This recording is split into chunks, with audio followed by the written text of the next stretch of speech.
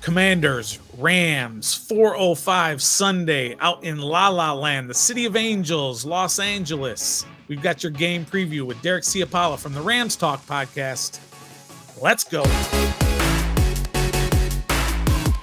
Greetings and salutations, and welcome to this game preview for the Los Angeles Rams against the Washington Commanders here on Ref the District. We are a proud member of the Believe Network.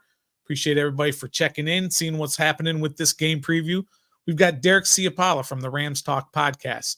It's going to be great to talk to him, give some insight on everything that's going on out there. Believe it or not, the expectations for the Rams were pretty low this year, but they've done some good things, obviously.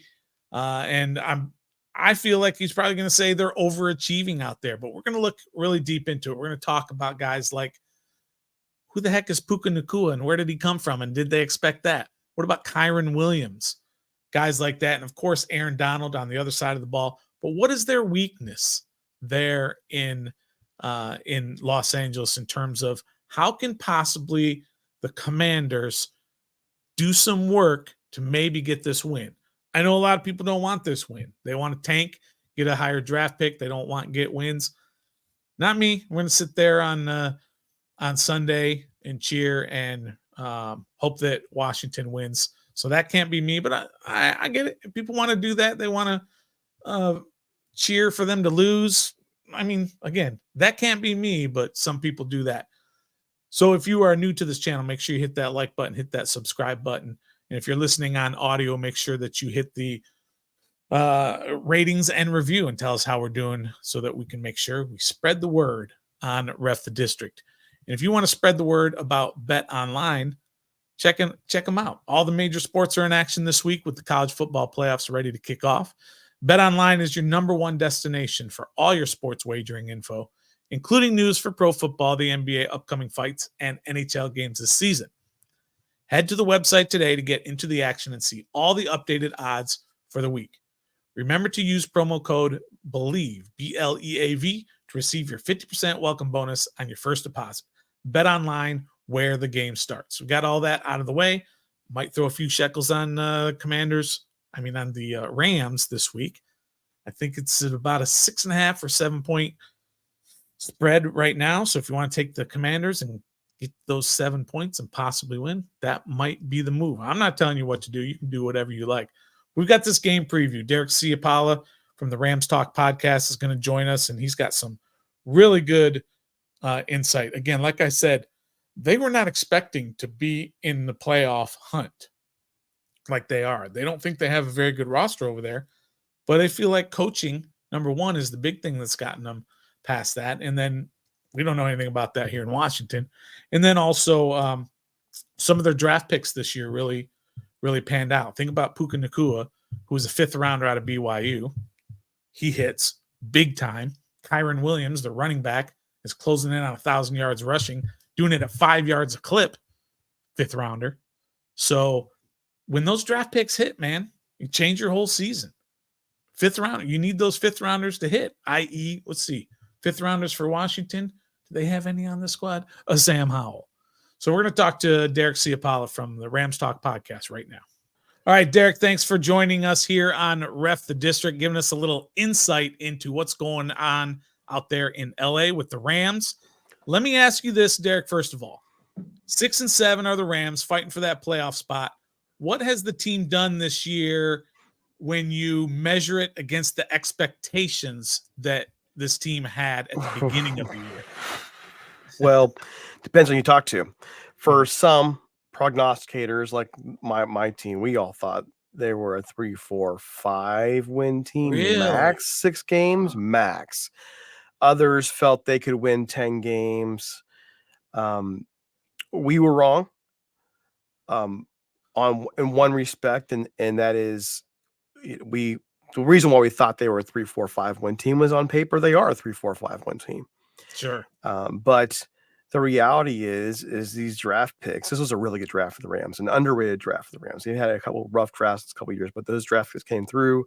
They're unsigned free agents. The contributing factors have all been very good, and that has really helped them. There's weaknesses that they're able to cover. Their secondary is atrocious, but they've been able to cover it really well through various means, including ball control and time calls for it. And they've been able to get not a great pass rush, but shall I say, a specialized pass rush. I can't think of a better word. Yeah, sure. To kind of cover those problems. But every once in a while, those problems pop out. Like in the Ravens game, you saw a couple blown coverages that really hurt them a lot. But overall, it's been an overachieving year. I view it as they're rebuilding. I view it as they are. They don't want to, many Rams fans don't want to hear that word rebuilding. They're not rebuilding. Yeah, you are, but they're still competitive, and we'll take that. Yeah, and so speaking of the draft picks from this year, guy who came out of nowhere. Did you see it coming? He's kind of the darling of the NFL. 5th round pick, if I'm right, out of BYU, Puka Nacua. Yes. Where did he come? Did you see it in training camp where you're like, oh my God, this guy's special? We have a guy on our team. His name is Tommy, and he focuses a lot in the draft, and he was ecstatic when the Rams got Tommy. Got Puka Nacua. He was ecstatic. He felt this was a great pick, and he's very, very good with these picks. And so, we didn't know right away how good he would be. That was never the expectation he would jump in and be one, become who he's been. But there was expectation, at least privately, that he was going to do just fine. So, Cooper Kupp gets hurt and he gets his shot, and there we are. You have yourself a guy who is able to do very, very good things. And the way he runs his routes and the way he plays the game is going to keep him in the league for a long time. He's not going to be a one-hit wonder. He's not going to be the kind of guy who has a great season because Cooper Kupp got hurt and then everybody forgets about him next year. He's very much the kind of guy you can rely on over stretches of the game to get open, to make plays, and that's going to be really, really big for the Rams in the future. So you talked a little bit about maybe this is a rebuilding team, maybe it's not, depending on who you ask. The question I kind of have is about Sean McVey. From the outside, we kind of see these hints of retirement or taking a year or two off, or he's kind of getting burned out. Is he going to be around for the long term if this team is sort of building up towards being a championship contender again? We had a running kind of bet before that he's going to go run and work for Amazon. I don't know. He's a coach we get frustrated with sometimes. So it's kind of hard to say. And the reason why I say that we get frustrated with him is because he is such a young coach who's accomplished so much in his career, but he still does what we would consider to be dumb things. Like he makes, weird plays, itchy nose kind of stuff here. But for example, he gets tunnel vision really easy. He'll go up and down the field, run the football over team, all over any opponent whatsoever, and then he'll get inside the red zone and throw it 3 times. And I saw that, Derek. I was going to mention that against the Ravens, that very first drive. So he takes a lot of heat for things like that, and he's not growing. And you sometimes wonder in cases like that, where does the frustration, the criticism comes your way become worth the money you're paying? He's a new father. He's got a beautiful wife at home and with a kid there. It's, you kind of wonder that he would be fantastic in a broadcast booth. There's no way around that. Yeah. But, when you put all those things in context, there's definitely a feeling that he's not long for the Rams. But then again, there's been a lot of things this season that show he still has it. Like, he'll make those mistakes. Like his calls in the Bengals game blew that game. When you talk to most of us who are on the site, we think the Rams probably should be at 10 wins. It has not been the play. It's been bad decisions on the field. This is not a talent. It's because of the way they play. These guys have played hard. They've stayed in games. They have done things to tell you they should have won this game. But the Bengals game is the best example I can give you. They outplayed the Bengals for most of that game. They just made dumb decisions. That came from the coaching staff on down, and that's happened time to time this year. But yet, you flip it around, and you can look at the Rams and say, well, hold on a minute. If they weren't prepared by this coaching staff heading into this game, they shouldn't be in the game. They shouldn't even be there. There should have been blowout after blowout with the roster they have. Yet they're 6-7 in the playoff picture. They're in most of their games. I mean, the only team that's really blown them off the ball has been the Cowboys. And the Cowboys are blowing everybody off the ball right now. Sure. So, I just look at it and think it's kind of a frustrating parallel. One side, they are not in these games and not the preparation of the coaching staff, but they're making in-game decisions that will frustrate you. Is Aaron Donald still a force that you have to worry about play after play, that you have to game plan around? Or is he kind of showing his age a little bit? He's not showing his age at all. Right. The problem is, and the reason why you're not getting the numbers that he's got in the past is because he's got nobody else really there beside him. There's Young is developing in that guy, and we like a lot of what he's doing, but the rest of the defensive line right now is not providing enough support. So that allows teams to double, triple, team Aaron Donald, and because there's not enough pass rush coming from the other way. So no, Donald's just as dominant as he ever was, but there's not a lot of threat from the other side, so teams don't have to worry about coverages. Another guy that really pops on film for me is another rookie, and I can't remember I think he's another 5th rounder, is Kiron Williams, right? Just busting off 5 yards at a clip every time he touches the ball, and he scares you. What is he, another revelation, or was this another kind of sneaky pick where everyone's like, "Oh, we got something with this guy"? Yeah, it was a sneaky pick. Yeah, such a sneaky pick that they were willing to let go of Cam Akers. Cam Akers was pretty much ordained as the next great Rams running back at one point. Then they sneaky pick Kiron Williams in there, and Cam doesn't work out, and before you know it, you've moved on from him, and you've got just Kiron there. And the reason why is this guy works his tail off. He's not super athletically gifted. He's not one. There's a reason why he was drafted as low as he was. A couple different reasons, but one of them is he doesn't have that same athletic gift that say those top tier guys have, but his work ethic is above grade. Like, this is, he grew up a Rams fan. He wanted to be a Ram. He now gets to be a Ram, and it shows because the guy works his tail off in everything he does, and he's living evidence that hard work does pay off, because he has far and away been a revelation for this team. And a couple weeks back, we saw a couple fantasy guys on Twitter kind of slamming the idea that Kiron Williams is not elite. Well, you can say that in raw athletic ability, but in terms of production, numbers don't lie. He's playing elite. Yeah.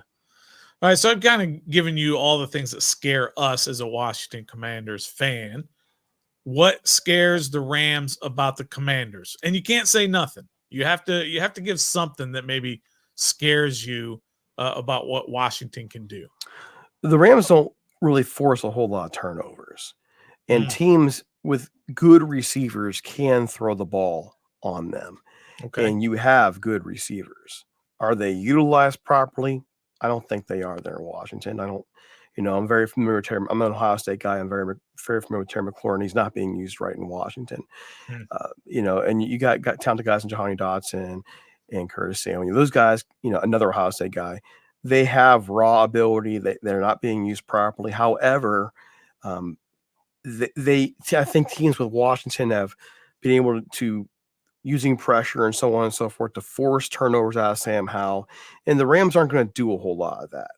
They don't get a lot of good pressure. They're inconsistent, and therefore they don't create a whole lot of turnovers. And I think a passing game like that can cause all kinds of problems with the Rams. Run defense is fine. It's the passing game. And what I have found is the really, really good receivers out there, if they can just get decent quarterback play, can cause all kinds of problems to the Rams secondary. That's their weakness. All right. Well, hopefully Washington can do something about that. We don't force many turnovers either. We haven't forced one in a month, I believe, at all. And having lost 2 of the last 11 games, Washington, not looking good on our end. But let me hear your kind of score prediction, or at least how you think this game is going to play out. We get that sound because, I'm very wary of teams coming off a bye teams coming off a bye have a chance to fix a few things. And I think the Commanders will be a lot better coming off the bye than they were when they went in. And you're right. talking about a Rams team that hasn't always played well with the home field advantage. So the weaknesses for the Rams being their secondary that's a big weakness because the Commanders can throw the football. They can wing it when they need to. The running game doesn't matter. I saw a Pittsburgh team with a horrible passing game come into LA a couple weeks back and dominate the second half by throwing the football. Why? Because their receivers were able to outproduce our secondary. Because our secondary guys, there's a reason why they don't play a whole lot of man, because they don't have the guys who can play man. So, that's why I think there's a good chance this game's a shootout. I think if you are a fantasy football guy, I think the Rams are going to do a lot with Kiron Williams. They're going to do a lot with Cooper Kupp and Puka Nacua. You're going to get some numbers there, I think. But in the same token, it wouldn't shock me at all if Washington rolls out of there, in a shootout kind of game. If the Rams get pressure on Howe, different story. I just don't have confidence they will. I say Rams win a shootout, but I think it's going to be a better game than people realize. Well, we are in a survivor pool here, Ref the District, that we've survived all the way 15 weeks, 270 some odd people. There's only 6 left. We're 1 of 6. Our pick this week for our survivor pool is the LA Rams. We're not being shy about it, picking against our team, because there's a lot of money on the line. So we're going to take the money over our team winning. But we win either way, right? If our team wins, we're happy. If our survivor pick wins, we're happy. You want that draft pick too, right? Yeah, we want the draft pick. There's earlier in the year you're talking about, because the Rams at one point were just really struggling, and we're like, okay, privately we're like, hey, you know what? If they lose out, great. We could use the picks right now. It's a rebuild year anyways, so there's an advantage there. I would also say this too. There is a lot riding on the Rams for this game. If they lose this game, I believe they're done. Their playoff hopes are over. Probably, the way the schedules work out, especially for the Packers, they really do need to win out till San Francisco. They might survive a playoff hunt with San Francisco, but if they lose this game, they really are, in my view, done. So they're already in playoff mode, and I don't think that really bodes well for Washington. All right. Well, that's Derek Ciapala from the RamsTalk podcast. You can check them out anywhere you get your podcast. We appreciate you coming on here, Ref the District, and giving us your insight on everything that's going on out there in Los Angeles with the Rams. This has been a presentation of Bet Online. Again, we appreciate you, Derek, for coming on here. And until next time, be a fan.